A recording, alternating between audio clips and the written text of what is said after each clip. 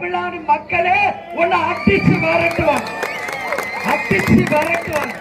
இதுல மாற்று கருத்தே கிடையாது. உங்களை பத்தி எல்லாம் நாங்க பேசுறதே கிடையாது. அப்படி இருக்கிறப்ப எதுக்கு பேசுறீங்க?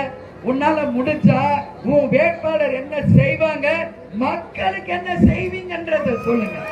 அதை விட்டுட்டு எங்க கட்சியையும் இன்னைக்கு கூட்டணியில் இருக்கிற திமுகவையும் கலைஞரையா குடும்பத்தையும் இன்னைக்கு வேட்பாளரையும் தரைக்குறைவா பேசுனீங்கன்னா மக்களே ஒண்ணு அடிச்சு விரட்டுவாங்க. தமிழ்நாட்டம் புரிஞ்சுங்க. நாங்க ரொம்ப கண்ணியத்தோட பேசிட்டு இருக்கோம். ரொம்ப ரொம்ப கண்ணியமான கட்சி. அண்ணா சொன்னது போல கண்ணியம், கடமை, கண்ணியம், கட்டுப்பாடோட இந்த கட்சியை கேப்டன் ஒரு ராணுவ கட்டுப்பாடோட வழி நடத்தி இருக்கார். அதனால தேவையில்லாத வார்த்தைகளை பேசக்கூடாது. யாரா இருந்தோம் இங்க தேர்தல் வர்றது எதுக்கு? இன்னைக்கு எல்லா குடும்பத்தையும் திட்டுறதுக்கு வருது தேர்தல். உன்னால முடிஞ்ச வந்து மக்களுக்கு நல்லது பண்ணு. இன்னைக்கு லஞ்ச வழக்கு, ஊழல் வழக்கு வச்சுக்கிட்டு உன்னால டெல்லியில போய் திரும்பி கூட பார்க்க முடியாத அளவு ஊழல் வழக்கு வச்சுக்கிட்டு இருக்க. நீ பேசுற அடுத்த கட்சியை பத்தி உனக்கு எந்த தகுதி இல்ல, எந்த தார்மீக உரிமையும் உனக்கு இல்லைன்றத இன்னைக்கு பாட்டாளி மக்கள் கட்சியை சேர்ந்த அன்புமணிக்கு இன்னைக்கு சேத்பட்ல இருந்து என்னுடைய இறுதி எச்சரிக்கையாகவே இதை நான் சொல்கிறேன். அதனால இந்த வேலையில எங்க கிட்ட வச்சுக்காதீங்க. அப்புறம் நாங்க பேச ஆரம்பிச்சோம்னா தலை தெறிக்க நீ ஓட வேண்டிய நிலைமை வரும். புரிந்து கொள்ள வேண்டும் என்பதை சொல்ல. அதே மாதிரிதான் எடப்பாடியாரும் ஓவரா பேசிட்டு இருக்காரு.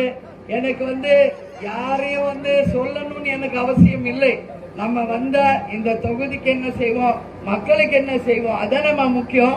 இவங்களை திட்டதா நம்மளுக்கு வேலை. சொல்லுங்க, நீங்க நல்லா இருக்கணும், இந்த தொகுதி முன்னேறணும்.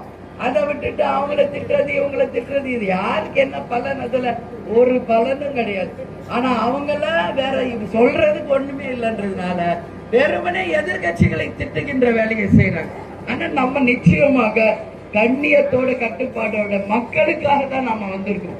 இந்த தொகுதியை முன்னேற்றத்திற்கு தான் வந்திருக்கோம். தேர்தல்கள் வர்றது மக்களுக்கும் தொகுதிக்கும் நல்லது செய்வதற்கு தானே ஒழிய மற்றவங்களை திட்டுறதுக்கோ குறை சொல்றதுக்கோ கிடையாது என்பதை மக்களே உங்கள் வாக்குகள் மூலம் அவங்களுக்கு நீங்கள் புரிய வைக்க வேண்டும் என்பதை இந்த நேரத்தில் உங்களை பார்த்து நான் கேட்டுக்கிறேன்.